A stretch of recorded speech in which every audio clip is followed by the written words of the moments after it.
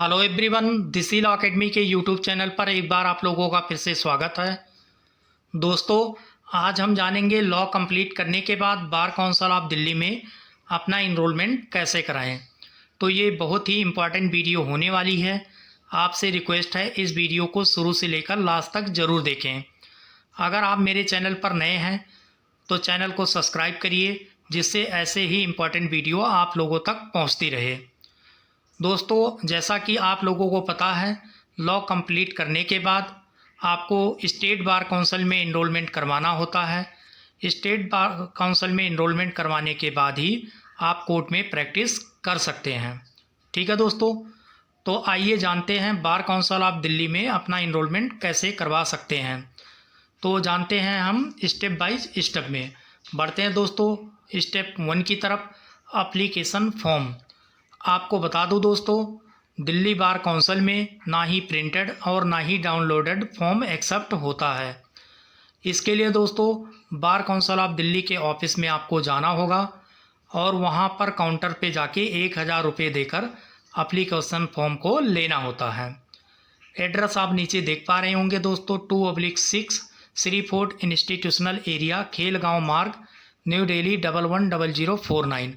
यहाँ पर जाके आपको काउंटर से एप्लीकेशन फॉर्म लेना होता है। ठीक है दोस्तों, आपको बता दूँ दोस्तों, नियरेस्ट जो मेट्रो स्टेशन पड़ेगा वो ग्रीन पार्क का पड़ेगा। ठीक है दोस्तों, बढ़ते हैं स्टेप 2 की तरफ, fill application form and submit.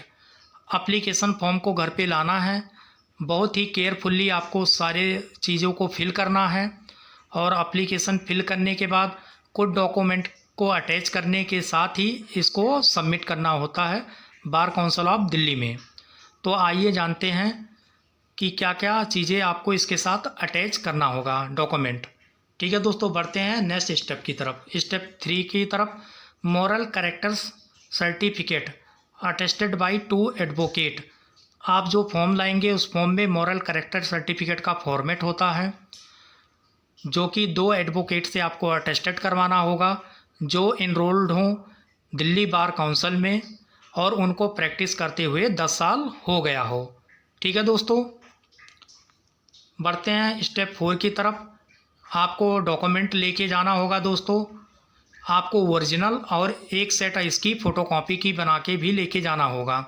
Original वो आपको देखेंगे और फ़ोटोकॉपी वहाँ पर आप लोगों को सबमिट करना होता है। ठीक है दोस्तों, तो बढ़ते हैं दोस्तों, क्या क्या डॉक्यूमेंट रिक्वायर्ड है। 10th की मार्कशीट और सर्टिफिकेट लेके जाना होगा दोस्तों। 12th की मार्कशीट और सर्टिफिकेट आपको ले जाना है। ग्रेजुएशन की मार्कशीट और डिग्री आपको ले जाना है। अगर आपने पोस्ट ग्रेजुएशन की है तो उसकी मार्कशीट और डिग्री ले जानी है। अगर आपने और कोई अदर कोर्स कर रखी है तो उसका भी आपको मार्कशीट और डिग्री लेके जाना होता है। इसके अलावा दोस्तों LLB की मार्कशीट और डिग्री ले जाना होता है। अगर अभी तक आपकी डिग्री नहीं आई है तो आप इसके साथ प्रोविजनल डिग्री अटैच कर सकते हैं। अगर आप दोस्तों OBC ST या SC हैं तो इसके साथ आपको कास्ट सर्टिफिकेट भी देना होता है। ठीक है दोस्तों, नेक्स्ट है ID एड्रेस प्रूफ। इसके साथ ही आपको अपना ID एड्रेस प्रूफ देना होता है, जैसे वोटर ID, आधार कार्ड। अगर आप दिल्ली से बाहर के हैं तो इसके साथ आपको रेंट एग्रीमेंट दे सकते हैं और रेंट एग्रीमेंट के साथ लैंडलॉर्ड का कोई एक ID प्रूफ भी देना होगा। ठीक है दोस्तों, इसके साथ आपको पासपोर्ट साइज़ फ़ोटो देना होगा, ब्लैक कोट और ब्लैक टाई में होना चाहिए। एक फ़ोटो आपका अटेस्टेड होना चाहिए, एडवोकेट के जो भी 10 साल का एक्सपीरियंस हो और दिल्ली बार काउंसिल में इनरोल्ड हों, ठीक है, उनके द्वारा। ठीक है दोस्तों, और कुछ फ़ोटो 2 या 4 फ़ोटो जो है उसके साथ फॉर्म के साथ आपको एक्स्ट्रा देना होता है। ठीक है दोस्तों, इसके अलावा आपको अटेंडेंस सर्टिफिकेट देना होता है। अटेंडेंस सर्टिफिकेट आपको आपके कॉलेज से मिलेगा जहां से आप लोग ने लॉ कंप्लीट की है और उसमें आपका 75% अटेंडेंस रिक्वायर्ड होता है दोस्तों, उससे कम आपका अटेंडेंस नहीं होना चाहिए। नेक्स्ट दोस्तों, full and part time job. अगर आपने फुल और पार्ट टाइम जॉब किया है तो उसका आपको रेजिग्नेशन लेटर वहाँ पर देना होता है, तो ही आपका फॉर्म जो है एक्सेप्ट होगा। बढ़ते हैं स्टेप 5 की तरफ, एफिडेविट प्रैक्टिस ऑफ कोर्ट। उस फॉर्म में आपको फॉर्मेट मिल जाएगा एफिडेविट का। उसमें आपका लिखा होता है कि आपने कहाँ से लॉ की है, कौन से कॉलेज से, कौन से यूनिवर्सिटी से, और आप कौन से कोड में अपना प्रैक्टिस करना चाहते हैं। ठीक है दोस्तों, तो वो भी आपको बनवा के देना होता है। ठीक है। नेक्स्ट स्टेप है दोस्तों 6, इनरोलमेंट फ़ीस। आप इनरोलमेंट करवाएंगे दोस्तों, उसके लिए आपको फ़ीस वहाँ पर पे करनी होगी, जो कि आप क्रेडिट कार्ड, डेबिट कार्ड या बैंक चालान के माध्यम से या कैश भी पे कर सकते हैं। अगर आप 3 साल का एलएलबी किया है तो आपकी जो फ़ीस होगी दोस्तों वो 14,300 रुपये पड़ेगी। अगर आपने 5 साल वाला एलएलबी की है तो आपकी फ़ीस 20,000 रुपये पड़ेगी। अगर आप रिटायर्ड पर्सन है तो उसके लिए अलग से फ़ीस होगी, वो वहाँ पर आप जाके पता कर सकते हैं। ठीक है दोस्तों, बढ़ते हैं नेक्स्ट स्टेप की तरफ, 7 की तरफ, scrutiny of application form by enrolment committee. आप अपना फॉर्म जब सबमिट करेंगे तो जो इनरोलमेंट कमेटी है वो आपका सारे डॉक्यूमेंट्स चेक करेगी और आपने जो फॉर्म फिल किया उसको भी चेक करेगी।